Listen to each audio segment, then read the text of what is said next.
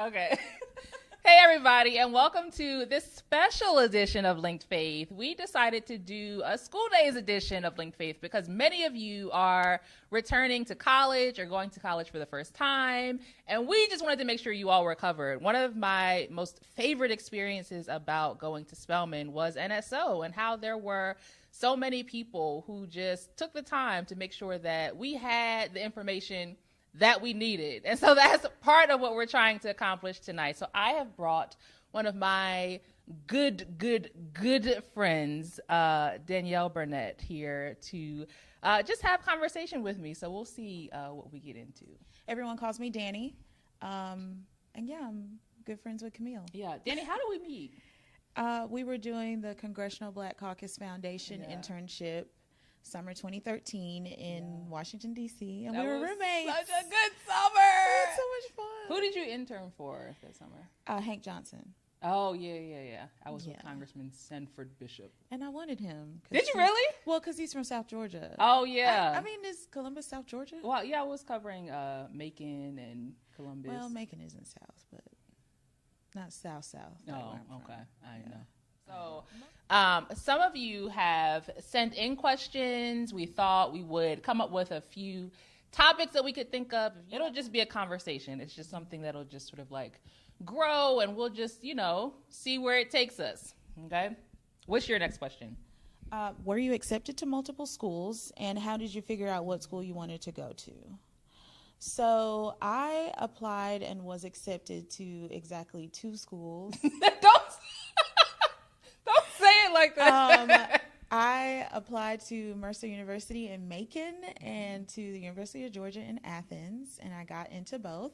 I actually had a scholarship to go to Mercer. It was like a partial, maybe 50% tuition scholarship, but even with that scholarship, it was going to be more expensive to go there than to UGA because Mercer is private. And so my strategy for applying to school was I knew I wasn't going to have financial help from my parents. I knew that loans were going to be a reality for me, so I wanted to stay in state. I wanted to take advantage of Hope, and that was really where I was going. And then Macon's also kind of close to where I'm from. I'm very familiar with Macon, so I wanted to go a little further, some places a little bigger. And yeah, I guess that's how I figured it out, was just from a financial perspective. But I also really loved UGA. I was in marching band all throughout high school. And so was I. Really? I didn't know that. I didn't play an instrument. Oh, you're on color guard. I was captain of the color guard team. Yes, child. I didn't know that. Wait, what did you play? Clarinet. Oh, that's so you. Shut up. But so I'd done a band clinic at UGA, and I fell in love with the school. And they had this program called Explore UGA, where you come for a weekend and you take classes and that kind of thing. And then they also had Georgia Daze for the Black students once you're admitted. And then I was like, well, this is where I want to be. So how about you?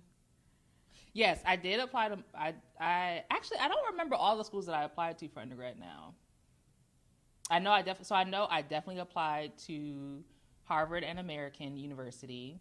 Big time.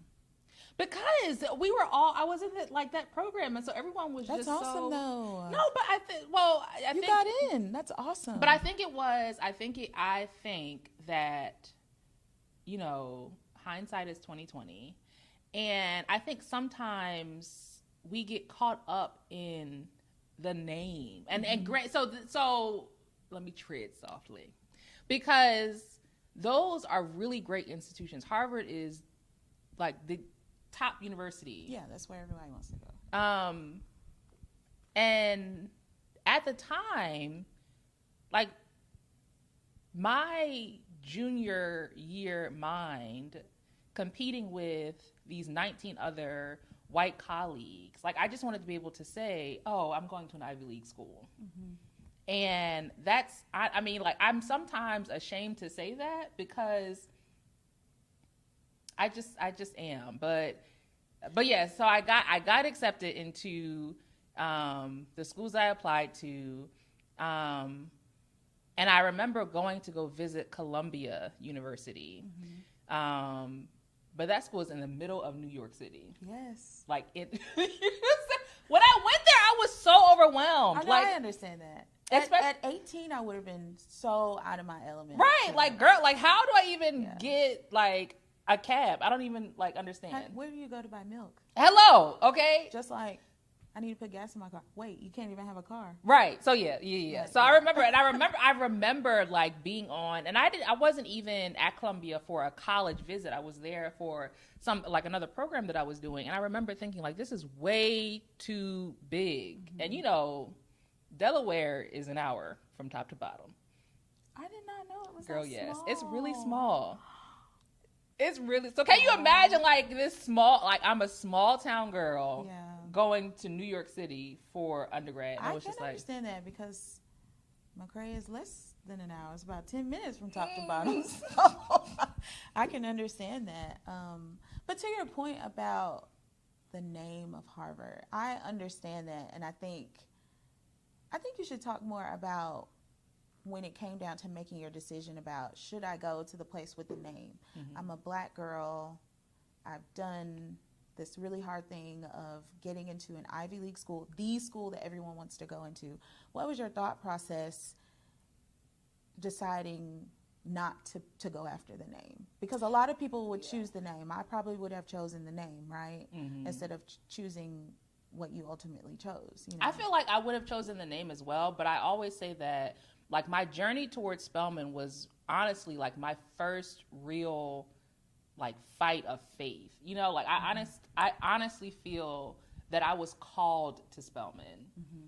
And it was just I didn't know it then, but getting to Spelman was it was just a domino effect of me sort of joining in this rhythm of God calling and me responding, you know? And it was like, once I got to Spelman, so many other doors started opening. Mm-hmm. And I was like, oh my gosh, like, this is why I had to, like, get here. Mm-hmm. And so, okay, so my story of getting to Spelman, you should tell your story of getting to UGA. Okay, so my story to get to Spelman, so it's really odd. Y'all, I'm, like, really weird. So I was, a college junior, and I was sitting at my grandmother's kitchen table, and she had an obituary on the table. And for some reason, I just started to pick it up and read it.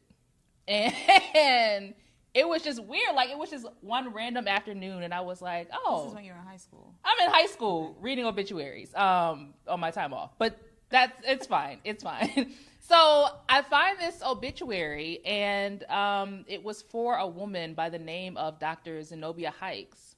And I was reading about all the things that she had done in her life. You know, she had worked at the University of Virginia. Worked at UVA. Mm-hmm. She had worked at UVA.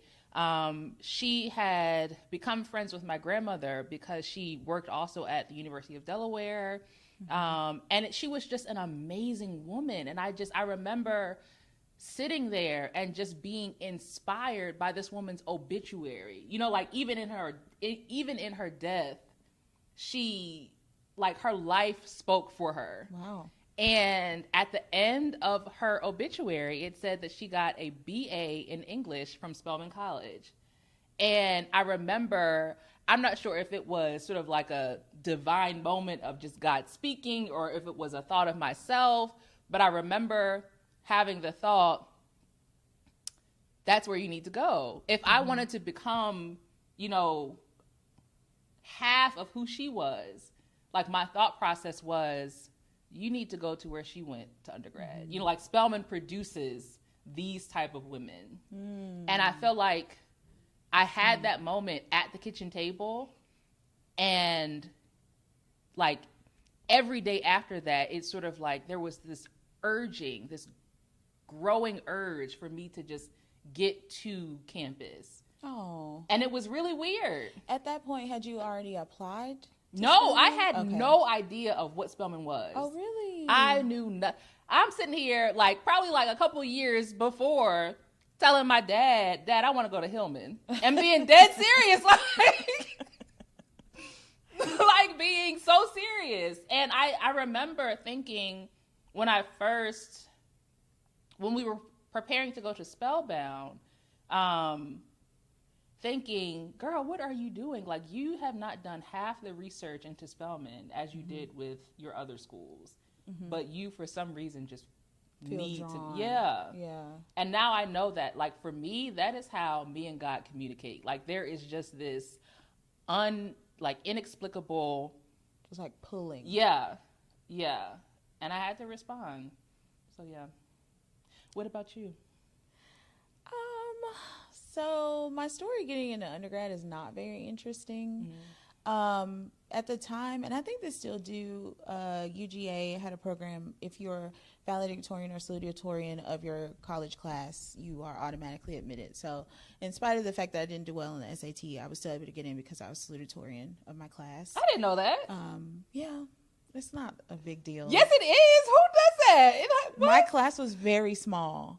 My high school, there's not much competition. Don't downplay that. Don't do that. But I wanted to go to UGA though because I wanted to challenge myself, and I thought that I was smart enough to do it. And I say all that because where I'm from in South Georgia, a lot of people go to Georgia Southern and some of the smaller schools, Valdosta State and like Darton and Albany State, Fort Valley State. Nothing wrong with those schools, but for me, I wanted to do something different and bigger. There are a lot of people where I'm from who are Georgia fans who've never gone to Georgia, who do not have a Georgia degree. And so to me, that seemed like how we talked about with Harvard. It seemed something to be attained, something, to aspire to. And so I always wanted to do it. And then I went and visited, and I loved it there. And so fortunate for me, I was salutatorian and I got in. Now, my law school story is kind of similar to what you were talking about with Harvard. I wanted to go to Harvard for law school, but I did not have the scores, the LSAT scores to get in. And so, again, for law school, I applied to about 10 schools. I only got in the same two, Mercer and UGA, and I did not want to go to UGA. UGA was my last choice. Why not? Because I wanted to do something different. I wanted to move out of state. I wanted that challenge of moving someplace big where I didn't know anybody, where I could just reinvent myself. I just felt like I was in that space. Yeah. And I got into UGA 2 weeks after I applied. The last school I applied to was the first one I got into. So I ended up back at UGA. And I think for me, how God speaks to me is, I'm hard-headed. I'm stubborn, right? So he just has to, you keep talking about you want this thing, but I'm going to make the opposite happen. And then you're going to be happy with the opposite. Yeah. So kind of pushing me. How you're pulled, I'm pushed into something. How do you respond to the pushing? You just have to let it happen, right? Yeah. Like, what can you do? And you have to embrace the moment, I think. You have to say, Lord, help me to be content where you have me right now. And help me to learn the lesson I'm supposed to learn in this space. Yeah. Understanding why I'm here, why you put me here. Yeah. And just keep reminding yourself that what's for you is for you. My mom always tells me that what's for you will never miss you. So you're right where you're supposed to be for a reason. So spend your time figuring out what you're supposed to learn and prepare yourself for the next thing. Yeah, that's good. You're deep. I try. Not as deep as you. Shall we continue? Yes, my next question. Comments on going to a PWI versus an HBCU. Ooh. So this is a controversial topic, and it shouldn't be, because at least we're all able to go to college. That's very true. That is very true. My parents did not receive a traditional 4-year college education. So any Black person in my mind who can go to a college and receive the degree of their choosing, that is a win. But since we're here, let's answer the question. So UGA is a PWI, which is a predominantly white institution. I believe at the time that I was there, about 7% of the 35,000 students were Black, just 7%. And you got to think, like, half of that 7% are the athletes, right? Who are like the untouchables. They're not Gen Pop. So for me, it wasn't a problem because I went to a high school that was pretty evenly split. I think it was about 60-40% 60% white, 40% black. So being around white people wasn't a problem, nor was being around black people. I felt comfortable in both spaces. But I will say very candidly, I became much more aware of my blackness when I got to UGA. Really? Yes, absolutely. I think arguably going to a PWI makes you more aware of the fact that you're black, just because you are surrounded by people who have different ideology than you. That's not to say that black people are a monolith, but we're black. Yeah. We're all at the cookout, you know. Right. White people is like, you might have put raisins in a potato salad, you know. Right. Is that a tuna casserole? Right. You know, so you just become more aware of, I like to season my food. Right. This is a very you become aware of the culture. Yes. Yeah. You're aware of who you are. You're aware of what you believe in, what you stand for from the standpoint of a black person. Yeah. And again, that's not to say that your views can't be challenged in the HBCU. I don't believe that at all. But I'm just saying, for me, I was just Danielle, just Danny before I went to school. Then I went to school, I'm surrounded by all these people who are, and I think that's going to happen to you no matter where you go to school and no matter who you go to school with, because you're coming together with so many young people with all these ideas. But it just so happens that when you're a black person surrounded by white people, it's going to be a bit different. Yeah. And I don't think that part is controversial. Yeah. You know, I was in the marching band. There were 450 people total in the marching band. 10 of us were black. So you got to even think from a music standpoint, right? Let's just, we're making fun with it, making it light with the food. Let's talk about music. Right. And so many people are like, oh, the Red Coat Band is just not my style. It's not my thing. HBCU bands, they dance, they play popular music, things I can recognize.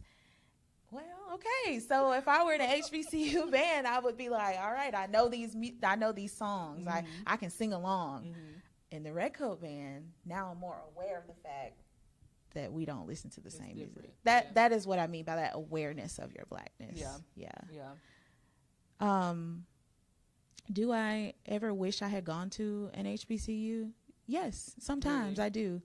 Sometimes I do wish I had that experience. We were talking about Hillman, watching a different world. Sometimes I wish, hearing about your experience, hearing about some of my other friends who maybe went to an HBCU for undergrad and then decided to go to PWI for law school or vice versa. And I hear about that experience. I'm like, yeah, I wish I had that experience. But I really enjoyed my time at UGA as well. So I don't know how I would have fitted in, I guess. Yeah. Because now I'm like, yeah, I liked UGA. Right. Yeah. So how about you? Listen. Because you've had both experiences. Yes, I have. You've gone to both. Yeah. And it was, yes. And because I went to Emory for graduate school, but I will say that the transition, I went straight through from undergrad to grad school. And the transition from Spelman to Emory, it was a lot. Yeah. It was so much. So very much. And it was interesting because I think so my high school was, I think the same ratio of black and white students, predominantly white. And so I was used, like in high school, and again, like I'm coming from this program where out of 20 students, I'm the only black student in the program. So I was accustomed to being in spaces where I was a minority. And I think that's also why when I first came to Atlanta, I was just so like, there are black people here.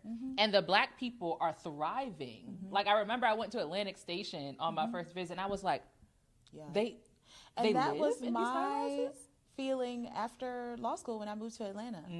Because there was I think an even smaller percentage of black people in the law school at UGA. So, and that's a smaller, closer knit environment. Yeah. So I leave Athens and I come to Atlanta and it's like, you're never the only white person. I go to Athens, I could be the only black person in a restaurant. That never happens in Atlanta, no matter where I go, no matter what kind of cuisine at all I choose to enjoy. I'm never the only black person in a bar, which happens a lot in Athens. And to that point, not to overtake your portion of the answer, but you know, going to a PWI, you face some racism. Yeah. I mean, let's just call a spade a spade. There are people who do not want to affiliate with African American people, which is disgusting, and it shouldn't be that way. But we have tried to get into bars and couldn't get in because we're Black. There's no other reason for it. There have been scandals. It's not a secret that, now this isn't the school. Going to UGA by itself was great, but outside of UGA in the bars, you know, people didn't want Black people in there, and they had drinks named after, you know, racial slurs and things like that. So that is a reality of it. But then on the flip side, when you're at a PWI, we had at UGA what's called BUGA, B-U-G-A, Black University of Georgia. And so all the Black people would know each other, get together. We would just be around each other. It was like a family. You know, we would have what was called Tate time, where in the Tate Student Center between maybe 10 a.m. and 2 p.m., you could just drop in and see any number of people just hanging out, grabbing some lunch, watching Law and Order. The Greek Life office was in there, so I'm Greek, and that even created more of like a family environment. Everyone knew each other, and if you didn't know each other personally, you knew of a person, or maybe you could recognize their face. So that part of it helped to create sort of like a mini HBCU within the larger PWI school. And even now when we go back for homecoming, it's like looks like a Howard tailgate. It's just like all in one area. So there's ways to navigate it if you choose to go to a PWI. Yeah. So I will say my HBCU experience was like none other. It was I firmly believe in HBCUs because I think it is one of few spaces where your Blackness is central to everything that you do. And HBCUs are so intentional about nurturing your Black identity. Whatever that may be, because as you know, I also learned that, you know, not all Black folk are the same. Like we are so diverse, and we don't have the same tastes, styles, ideologies, and so we were able to sort of wrestle with that, like in our classrooms, and just. From the professors who and to have specifically Black women professors who were just on their stuff. I think of I was a political science major, and one of my professors, Dr. Murriel Davis, she came to class every day in a 3-piece suit. I just bought my first 3-piece suit. Okay.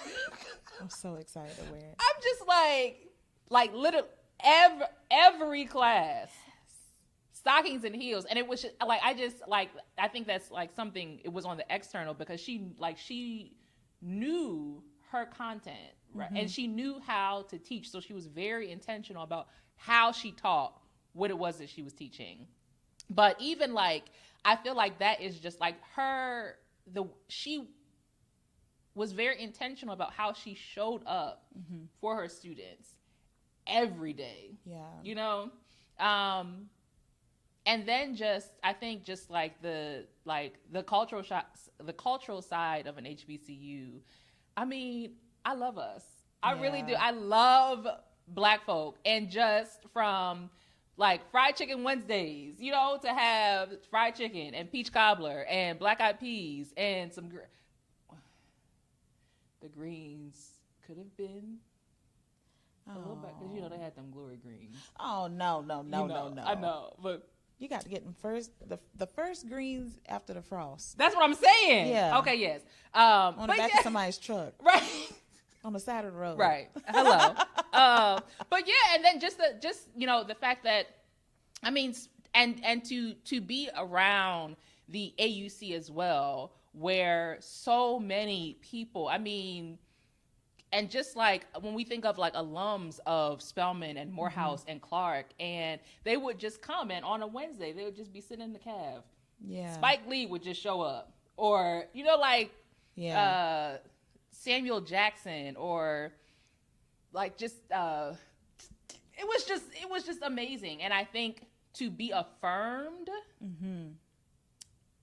like that was the norm. Yeah. And that's the part that I wish I had gotten, just that love of myself, the knowledge of myself, having an Afrocentric education as opposed to a Eurocentric education. Because I feel like I had to do a lot of searching on my own, educating on my own to just know more about myself, and who my people are and where I came from. And there's still so much for me to learn, but it would have been good to be immersed in that, especially at such a young age. Just that affirmation of you are great. Yeah. And even though this world tells you that you're not, don't listen to that. Yeah. And having because all first year students at Spelman, we have to take this course called ADW, African Diaspora in the World. And of course it's like that, like at the time, nobody wanted to take it because it was like, what is this? It's just extra work. But it was talking about, how before colonialism, right? How so amazing we were and so established we were as a people, and how, when we talk about like African empires and the Empire of Mali, and just they were so just outright in sort of deconstructing this Western view of knowledge, and tearing that down and filling us back up with like the content and the literature and the scholarship of Black thought, in all fields. And I thought that was, especially now today where we are dealing with, I mean, it's always been a thing, but when we see, like the protests and demonstrations of Black Lives Matter, and, Black men and women being killed in the street, and now it is very outright of needing to have these conversations of how Black people are being treated. Those conversations that we were introduced to in our first year of college are now just bubbling up to the surface. And we have sort of like that wherewithal to speak knowledgeably about racism and colorism in America and all those things. So yes. Okay, my next question. Did you know your major when you first started college? How did you decide what to major in? We majored in the same thing, poli-sci. We did! Yeah, which... When deciding your major, I think you need to determine whether or not you want to continue on past a bachelor's degree. But I feel like that happens with everyone, because... I feel like well, not everyone, because there are, especially I think, or what I've observed, like in the STEM fields, like, my friend Nisi, like she was a math major and she's now getting her PhD in mathematics, but she had to know very early on that this was her major, because you have to take certain classes to satisfy that degree. So she knew coming in. But I will say with STEM, and this is me from the outside because I clearly was humanities, you can get a job though out of undergrad. My brother's an engineer. He has a job. He had a job before he graduated. I know a couple of people who are engineers, math majors. They come out with jobs. Not to say you can't come out with a job with political science, but it's tough, if you're going to major in history, English, sociology, psychology, those kinds of things, anthropology. Those things, a lot of those things lead to law school or teaching. So they're good footsteps. They are good, but if I could go back, I would not have majored in political science. I almost thought that as well. So because that's what happened to me. So you wanted to be a lawyer. Yes. So I majored in political science, and I finished my political science degree early, like a year, I think like a year and a half early, which is why I was like, oh, I need to do something else, because I didn't want to leave, which is why I ended up picking up a minor in religious studies. And once I started taking my religious studies courses, I was like, oh man, like I felt like I was majoring in the wrong thing, because I was taking philosophy, and this is not to your point of, because I feel like even with philosophy and religious studies, it's assumed sometimes that you will go on to graduate school to, do work with that. But yeah, I just remember thinking, I was sitting in my philosophy class and I was like, man, I should have majored in this. Hindsight is always 20/20. So my advice when picking a major would be, think about your long-term goals. Yes. I think that's the first place to start. If you want to be a doctor, if you want to be a lawyer, if you want to be a pastor, think about what you need, because college is really sort of like second high school if you're going to continue on. So think about what you're going to need in order to get into your post-grad program. That's going to be the number one most important thing and the most practical thing. And then I would say the second thing, if the answer to question number one is I don't have to major in anything specific, major in something that you like and that you can find a job in. Because my personal story, I was a political science major. Camille and I both interned on the Hill right after I graduated from undergrad, and I said I was not leaving DC. I'm going to find a job, honey. Listen, whole summer. This is the whole summer. I was going on coffees. I applied to probably 70 jobs that summer. I'm meeting with everybody. I'm going to every networking event. I'm pounding the pavement. I did not get a job. And I ended up moving home for a year to McRae, working in a grocery store. Not to say there's anything wrong with that. That's your path. That was my path. But now I'm thinking, okay, I didn't need anything specific. I thought I needed political science or English to go to law school. And you don't need anything at all. So that's what I'm talking about. If you don't need anything, major in something you like. So I minored in fashion merchandising. And I didn't want to major in it because you needed chemistry. And I was like, why put myself through the trouble of taking chemistry at UGA, which is like the notoriously hard class, if I don't need it, if I'm not going to use fashion merchandising. But now I could have majored in it, minored in political science, because I still have an interest in politics and government. And maybe in that year off, I could have pursued fashion or something in the fashion industry, even if it was just working in a department store, and still gone to law school. So I would say, think about it that way. Obviously, if you're going to go to med school, you're going to need to be pre-med. You're going to need those science-based classes. But if you want to be a teacher, or if you want to be, I can only speak really to being a lawyer. You do not need a specific background. I know people who are artists, who were musicians, who were teachers, who engineers, anything. Some people go to med school, then they go to law school. That's crazy, but you're going to make a lot of money. So those would be my two. And then I do think that the internships that, and I think the internships was the question that we had. How did we know which internships to do? My internships painted my experience. So the first year, my first summer, I was at the Children's Defense Fund in Washington, D.C. And then that second year was when we were together on the Hill with the Congressional Black Caucus. And I just remember being very intentional about deciding what I was going to do with my time in the summer between semesters or between academic years. And those internships will be really important because they'll give you the experience of how your degree can be applied in the field.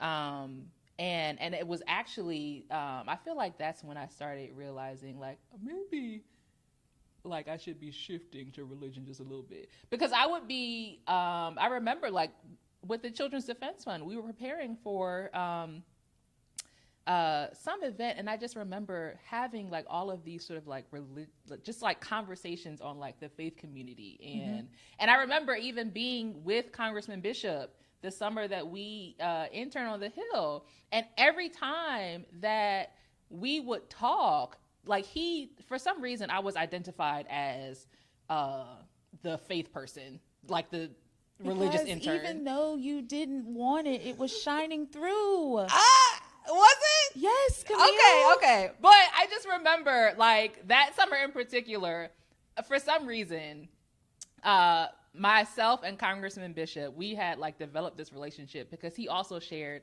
how he thought he was going to be a pastor, but then he he went on to talk about how he identifies his work as a member of Congress, as, his work in responding to God's call, and very much so. But I remember, like, we would have conversations, and he called me, he gave me the nickname of Joseph the Dreamer.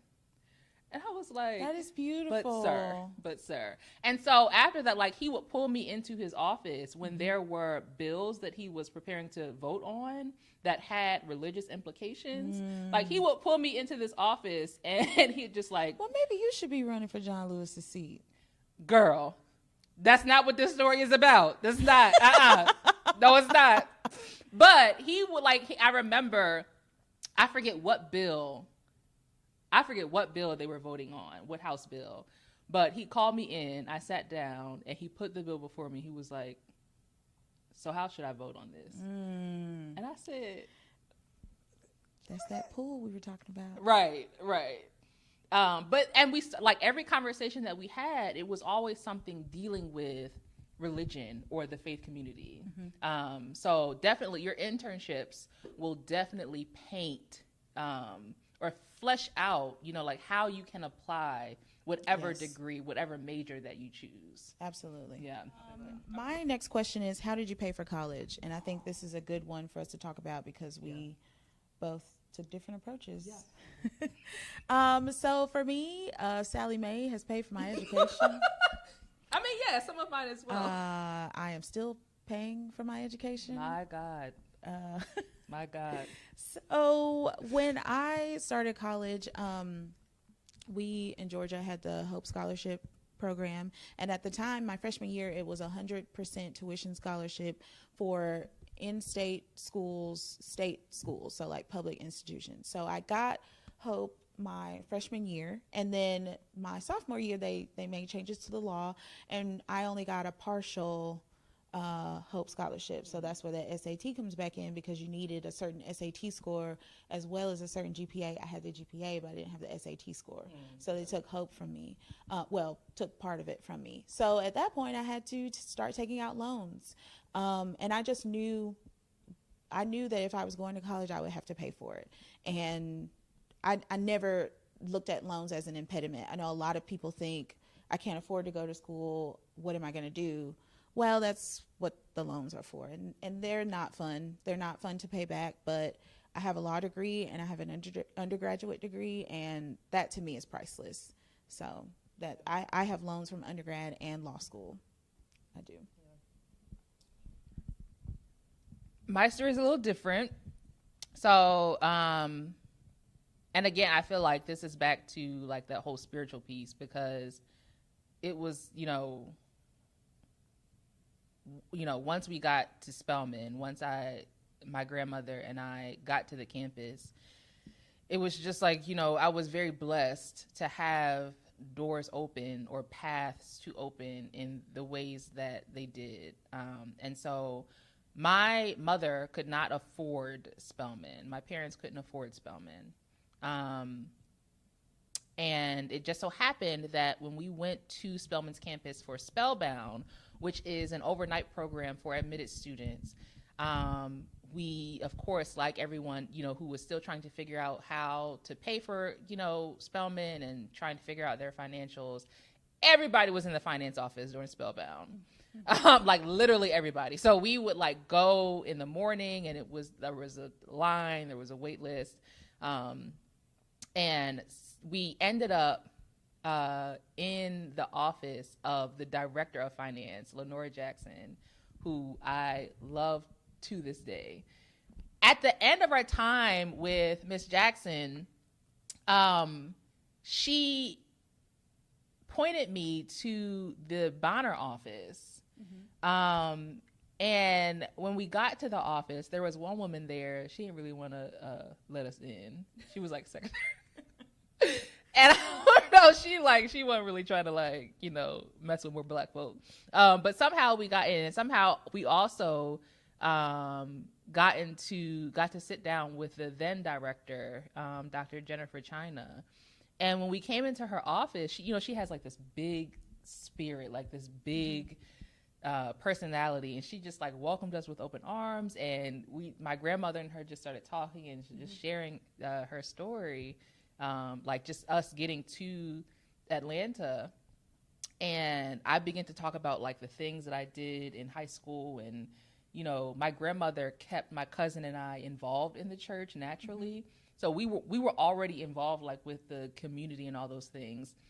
And Dr. China, she looked at me and she said, well, Camille, I have 2 of the last applications that I was considering for the Bonner Scholars Program right now on my desk.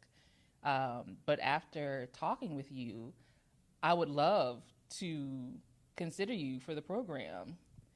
And she told me to send me sort of like a personal, I think I wrote like a personal statement and then just a listing of my community service efforts and all those things. And so I sent those in as soon as I got home.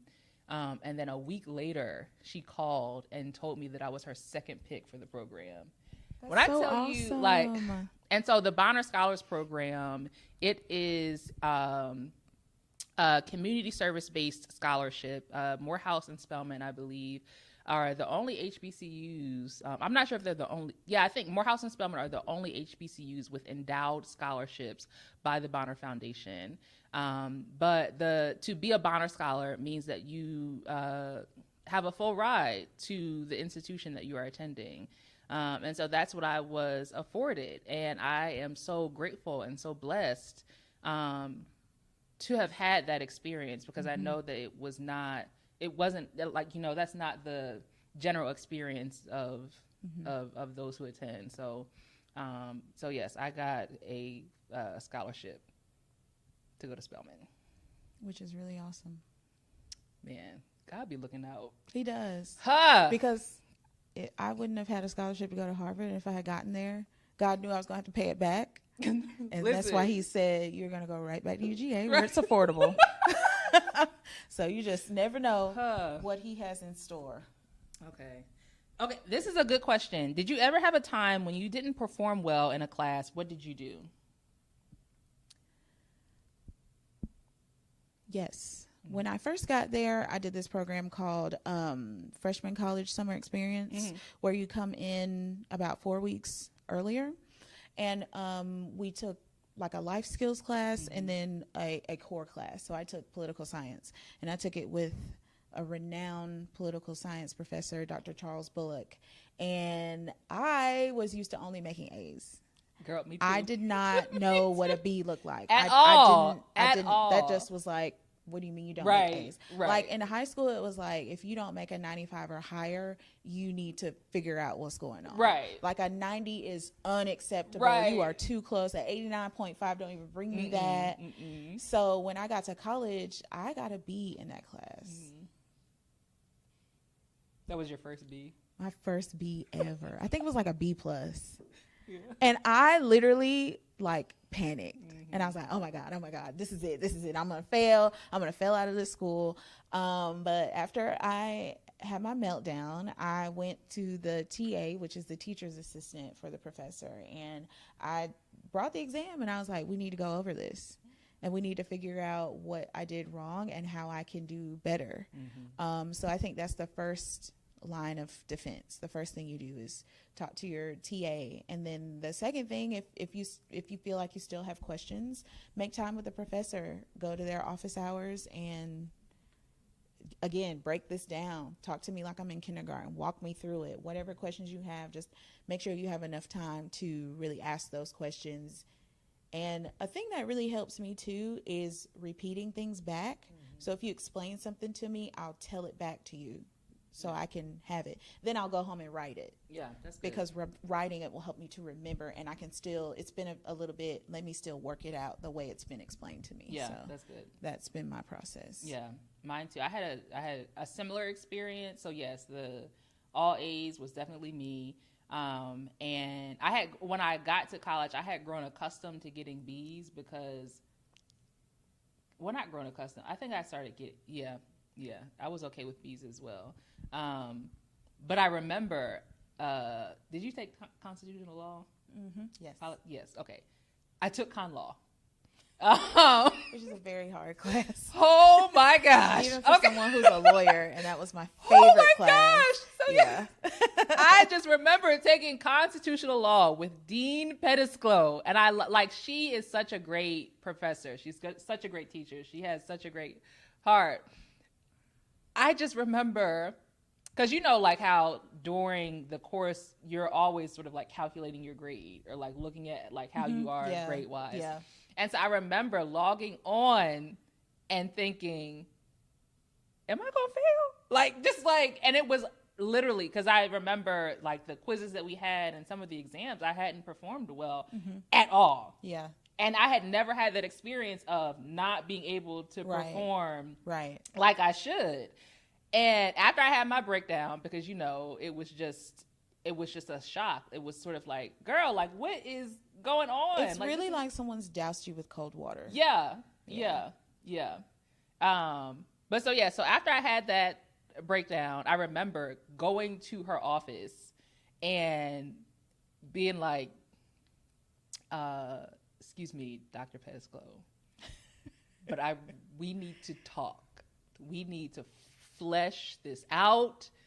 We need to come up with a strategic plan because Camille can't take this class again. And so she was just very helpful, though. She was very helpful in sort of like letting me know. Essentially, it boiled down to I just really needed to perform well on the final exam. And I studied like my life depended on it because it did. It truly did. And so all of those study habits of taking time to, even though it's not assigned, but taking time to do outlines and to do additional, read some of the material that is noted in the footnotes of the material that you're reading. But just being steadfast on, taking the additional time to do what your brain needs to do to be able to comprehend what it is that you're studying. So yeah. Okay. My next question, how did you make new friends in college? My dorm, actually. Yeah, the hall of my dorm. So I lived in Russell Hall at UGA, floor 2 East. Too easy. Oh, come on. You said Too Easy? Yeah, that's a really bad name. Okay, it's a really bad name. But so actually they're still my best friends to this day. One girl, she lived 2 doors down, and another girl, she lived catty corner across the hall. Yeah. And we are still best friends to this day. Yeah. They were some of the first people I met when I got to UGA. And actually another friend too, he is still one of my good friends to this day. Yeah. Yeah, just from the dorm. And honestly, I was a lot more outgoing back then. Really? And so when we would have the Black folks gatherings and stuff, I would just see people and talk to them. What else? We had a Facebook group, so I would find people on Facebook, and then we'd see each other in person. I'd be like, oh, hey, I think I just added you on Facebook. So that helped a lot too. I was in band. So when I joined band, I met a lot of people at band camp before school started.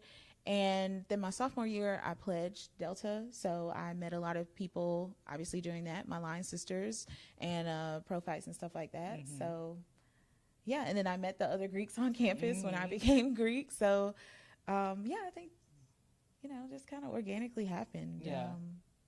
I wish it was still that easy to make friends. I know. I feel like that's one of the best things about college, though, because I really do think that, like, you will make friends no matter what, like, no matter, like, who you are or, like, what your interests are. I feel like college is just, like, that place where you just organically make friends. Right. Because you're all there around the same age. Trying to figure it out. With similar interests, similar mindset. Yeah. So it just makes it a lot easier, whereas when you get to work, it's like different age groups. And everyone's from a different background and not necessarily in the same place in their life. So and I feel that like you said, the friends that I met in college, we're still friends. Like, I met my best friend in college, and oh man, we had a good time. Like, I remember one of the Kay, I met her. She was friends with my roommate. Yeah. And so I remember I made my bed every morning. Me too. In college. And I was like the only person who did that. I don't know how I did that. My bed was lofted. Was yours? No. Mine was lofted, and I would make it every morning. Oh, that's energy. That's commitment. Yeah. But yeah, so I feel like I was like, maybe not the only one, but like I made my bed every morning a particular way. And so I remember coming back to the dorm, and it looked like somebody had laid in my bed. And I was like, ooh, I do not like that. Body print is in my bed. Right, and you don't even try to smooth out the wrinkles. Right. Oh, I don't like that. Like freshly laid. Do not sit on my bed. Who is this? And Alex, my roommate, she goes, oh yeah, Kay was over here. And so I knew of Kay because we were all the Bonner Scholars lived together. Yeah. But that was when I really came to really find out who she was. And I feel like that was like our introduction. Like, Kay in my bed, like, girl. I know. But yeah. And then you meet friends of friends. Yeah. So my best friend, she was a friend of a friend of a friend. Mm-hmm. And we all hung out in this big group. Mm-hmm. And then, people just gravitate toward each other. So yeah, my closest friends, it just happened. Yeah. Thank God it did, because they're awesome. Yeah. And you and I were roommates. And we were. Yeah. Oh, we got to move on. Okay, come on. Okay, so since we're talking about social life, what about parties? And how do you have a social life while being a student? Okay, so disclaimer, I was and still am to a certain extent an introvert. And so I enjoyed gatherings, but parties weren't my thing. Yes. Maybe we should have someone on here who really enjoyed, because parties were like, they were dope. Yeah, I didn't party a lot either. I did not drink at all while I was in college, believe it or not. And so parties are not fun when you're sober. I mean, just to be honest, when you think about it, especially now that we're in this space of COVID, when you really think about a party, you're packing hundreds, maybe thousands of hot bodies into a poorly ventilated space. Everyone's sweating and spitting when they talk and spilling drinks. It's just a lot of bumping into you. And if you're in possession of all your faculties, every little thing is going to bother you. Your music is so loud, you cannot hear.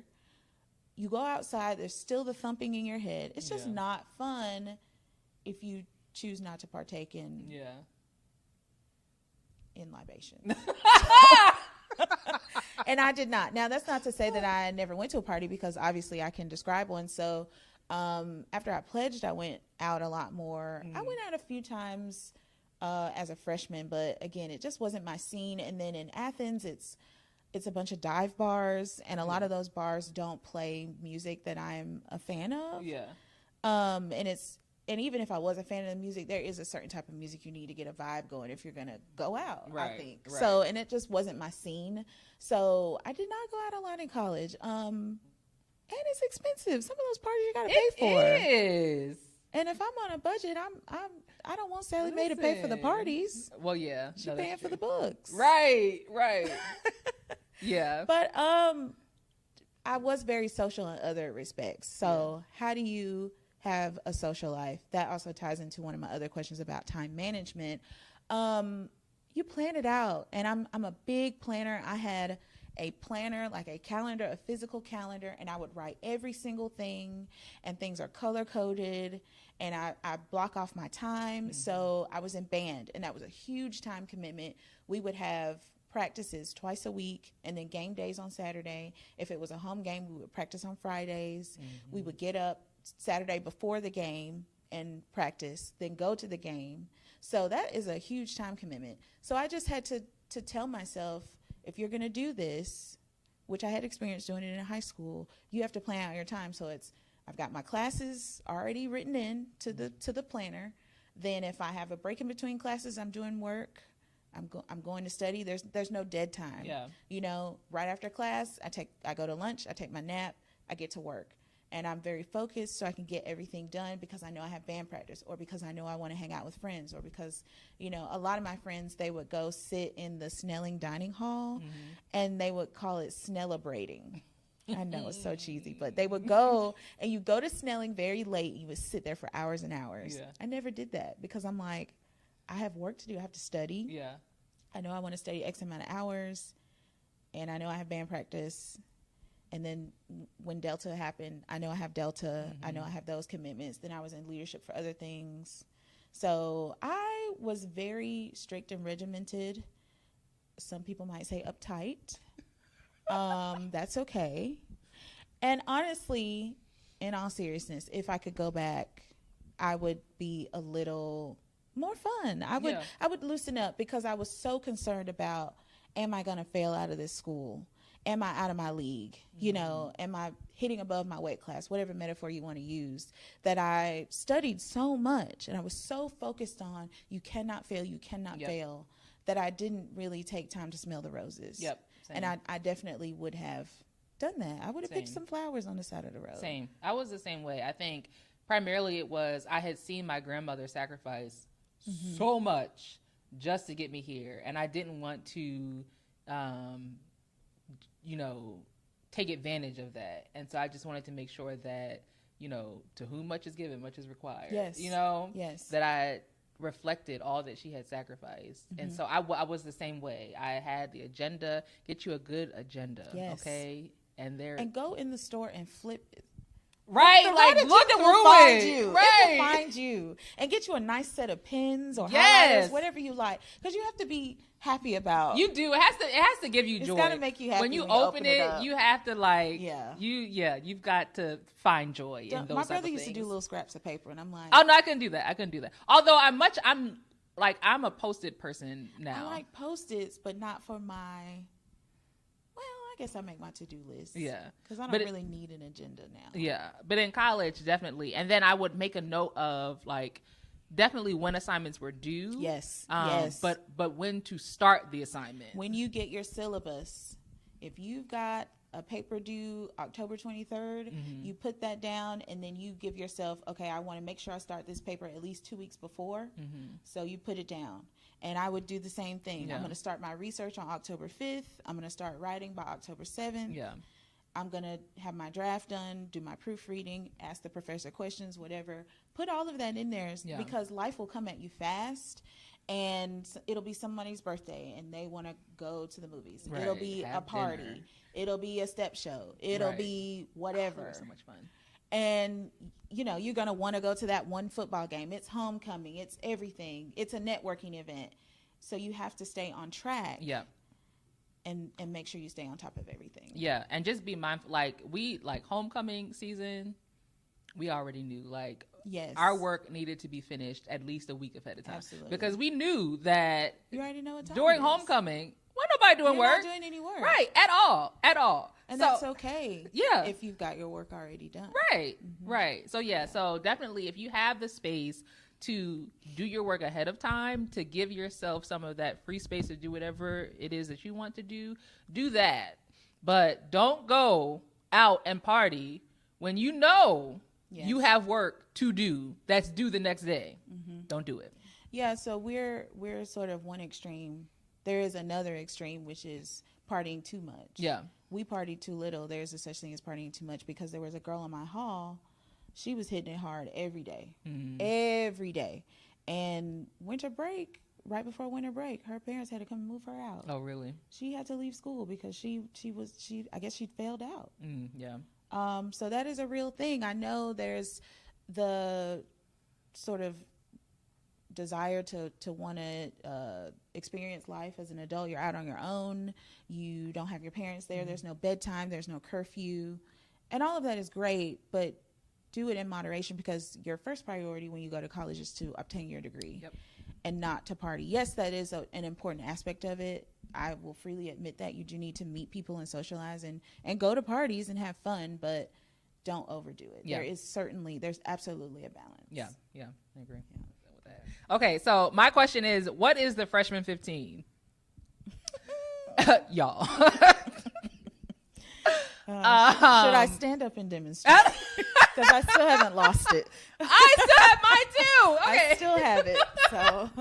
Okay, this was a cute question because there's so much innocence in this question. Okay, so the freshman 15 is the 15 pounds that you will gain. Inevitably.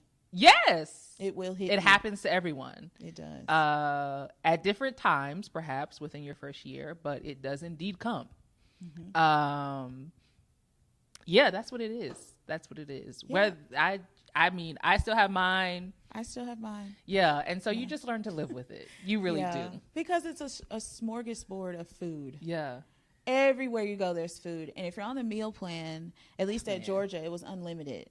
Oh, for real? You all could eat anytime? Yeah, you had, I guess some people call them swipes. We had scans. So you just scan in. It's unlimited.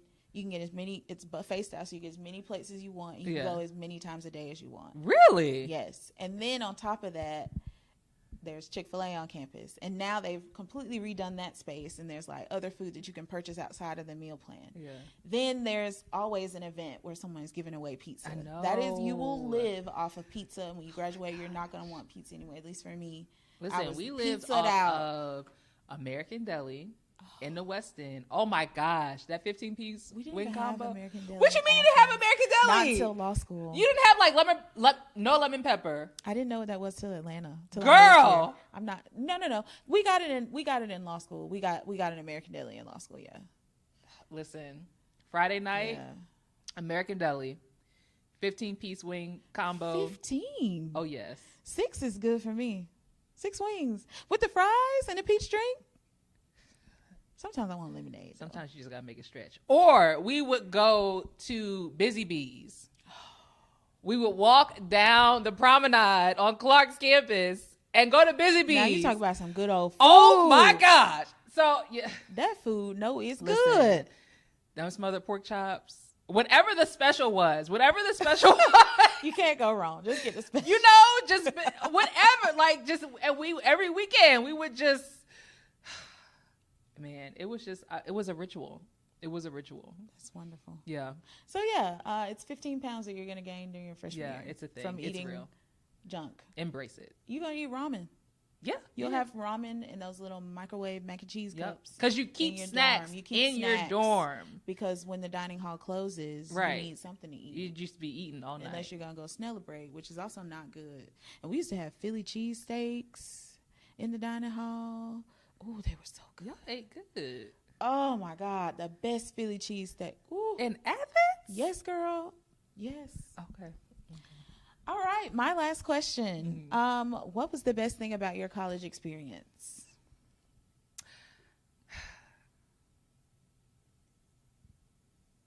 There's so much. Okay. It's actually a really hard question. It is. Because I feel like anytime...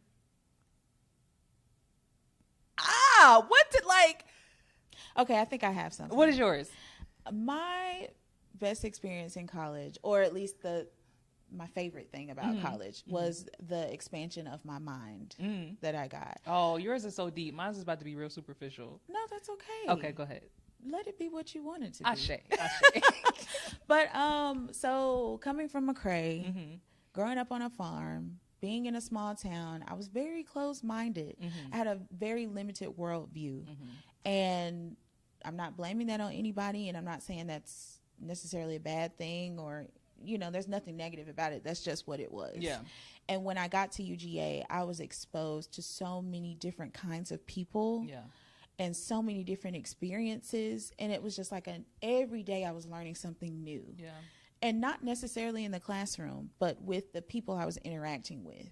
My mind just opened up so much, and that wouldn't have happened if I hadn't gone to college. Yeah. I look at things differently than I did when I was in high school. Absolutely. And a part of that is just growing up, but coming from a town of 5,000 going to a college of 35,000, it's going to open you up. I'd never met anybody who wasn't Black or white, or who wasn't born in the United States.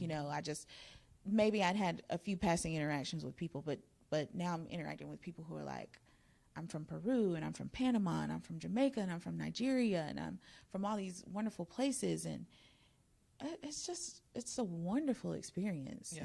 And that's why I try to encourage my cousins, go to college, go away from home.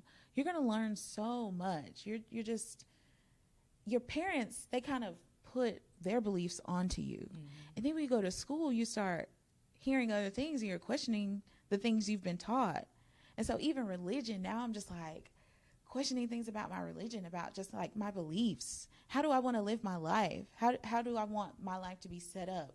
Do I want to do the traditional married with kids in the suburbs with a decent job? Do I want to do things differently?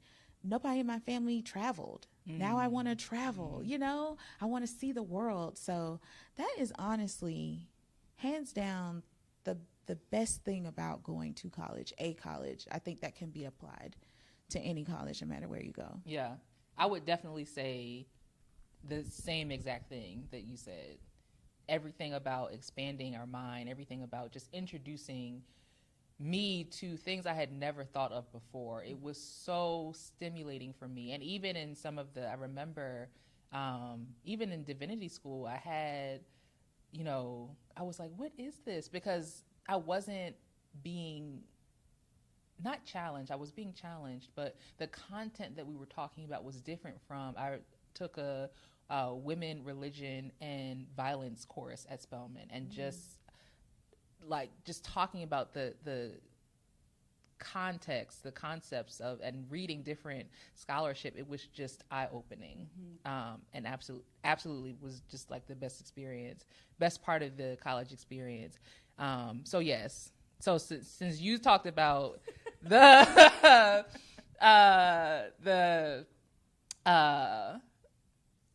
academic side of that college experience, I feel also that one of the best parts of my college experience, even though I did not go, I wasn't like a party person, I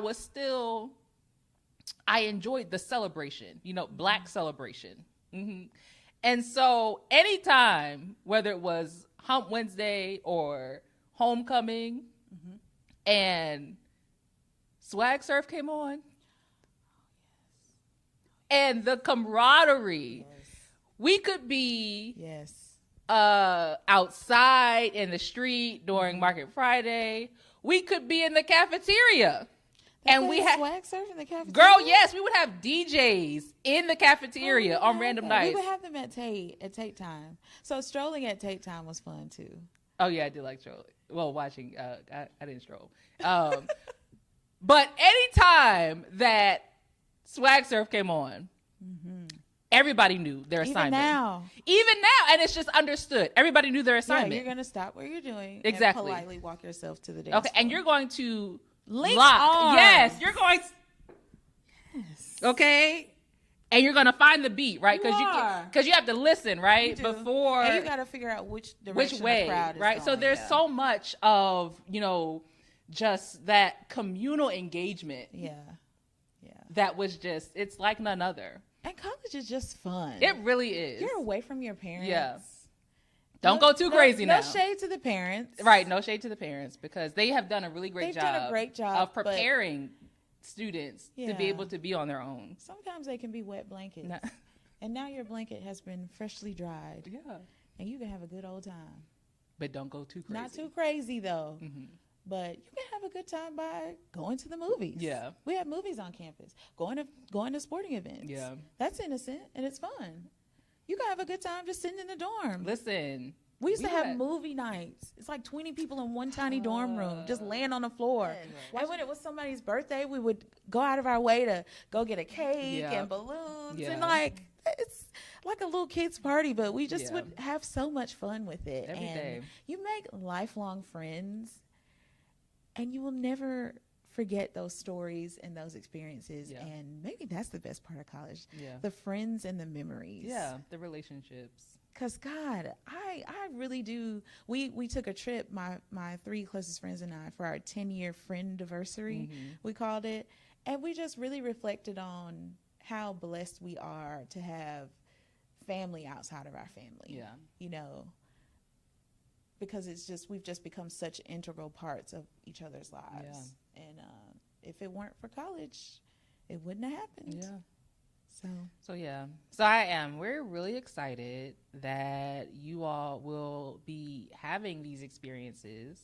And again, we just hope that you find that community, that you find those experiences, that even though you go through difficult times, even though you may struggle at times, you still have people around you who are here to help, give advice, speak to, and just, we're here to make sure that you remember who you are, that you are fortified, that you're affirmed like we were affirmed, and that you just have everything that you need to be who God has called you to be. So hopefully you've found some of the things that we've said helpful, and I think this won't be the last that we have. This is fun. Wasn't it fun? We should do it again. We should do it again. If they want to hear from us. Yeah. Let us know if you want to hear. Like, comment, and subscribe. Yeah. Look at you. Come on, pro. All right, guys. We will see you next time. Bye.